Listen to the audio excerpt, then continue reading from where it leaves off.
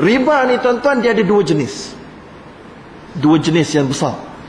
Kelas yang pertama namanya riba duyun. Artinya riba yang terhasil daripada akad pinjam meminjam. Contoh, saya beri kepada A RM100. Saya kata pada dia, pulang balik pada saya dalam 2 bulan 150. Bila saya sebut saja kena pulang 150, automatik dia jadi riba duyun jenis qard. Sebab sekarang ni pinjam tu faham tak? Pinjam tu apa dia? Pinjam tu dalam bahasa Arab namanya qard. Pemberian pinjam.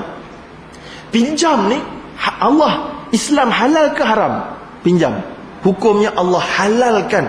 Malah disebut dalam hadis Nabi yang sahih, pemberian pinjam itu lebih besar pahalanya daripada sedekah 18 kali ganda. Kenapa? Kerana pinjam ni, bila mana ditanya oleh para sahabat, sebab apa pinjam itu ditanya dalam hadis tu, ditanya, Nabi tanya pada malaikat, kenapa pinjam ni lebih besar pahalanya? Maka dijawab oleh Jibril alaihissalam, kerana pinjam ini kamu berikan kepada orang yang sangat memerlukan ketika itu, kamu beri sebagai pembantuan, belas kasihan, beri bantu ke orang. Maka pinjam dalam Islam hanya ada satu jenis, namanya qardul hasan, ataupun dalam bahasa Inggeris benevolent loan, ataupun good loan. Pinjam 100, pulang 100, full stop. Tak boleh buat untung melalui pinjam, tak ada. Sebab itu bank-bank Islam di Malaysia tidak menawarkan pinjaman secara Islam, tak ada. Itu tuan-tuan yang salah panggil. Mereka tak beri pinjam, mereka beri financing, pembiayaan. Mereka buat jual beli dengan tuan-tuan. Jadi itu dia, beri 100 kena pulang 100. Kalau beri 100 pulang 120, riba.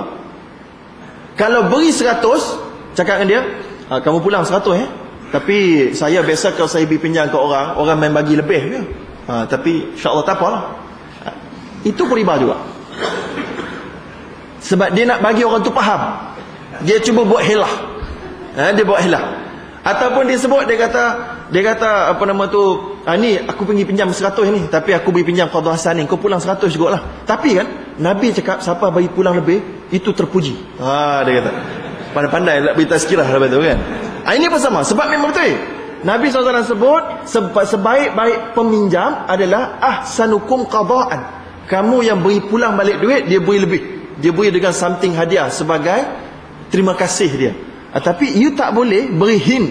Siapa-siapa yang beri pinjam tak boleh, Nabi kata pemberi pinjam beri lebih tu dapat pahala. Tak boleh, itu tricky. Itu sebenarnya helah riba.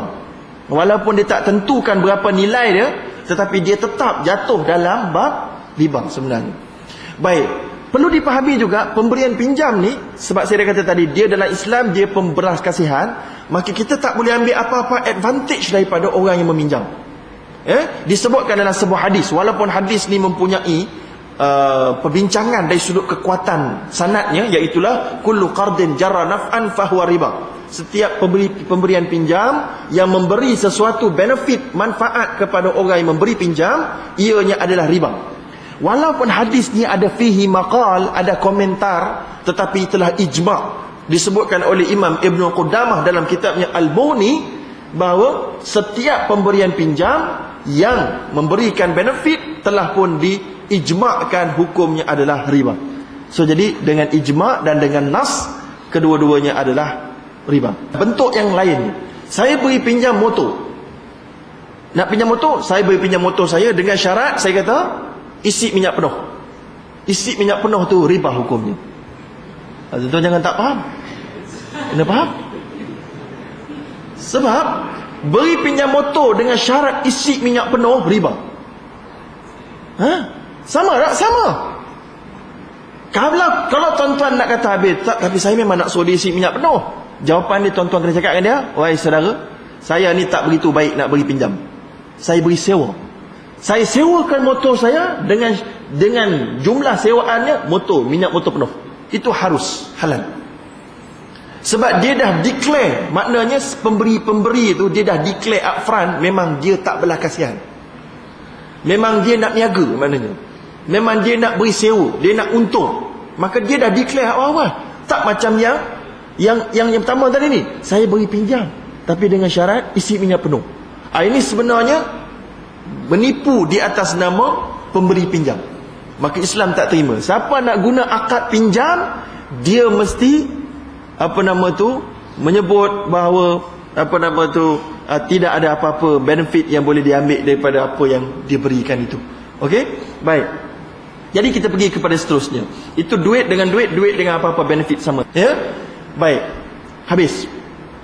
Riba yang kedua, riba duyun jenis jahiliah. Tadi riba duyun jenis qard. Jenis qard ni saya sebut dalam akad, dalam kontrak, kena pulang balik duit saya dengan untung ataupun riba. Ya? Beri pinjam dengan pulang balik, beri pinjam duit dengan pulang balik duit dengan tambah riba. Duyun jenis qard.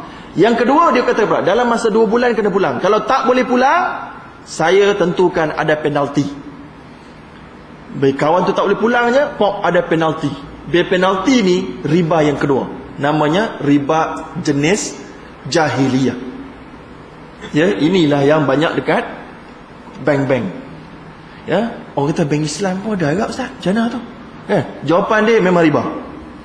Tapi bank Islam terpaksa buat kerana ramai sangat orang yang mengambil peluang dan mengambil salah guna. Oleh kerana itu mereka letak, dan mereka menurut keputusan OIC, Kesatuan Fiqh Ulama Fiqh Sedunia, duit penalti itu bank Islam dia tak boleh guna untuk diri dia. Dia kena channelkan pada charity.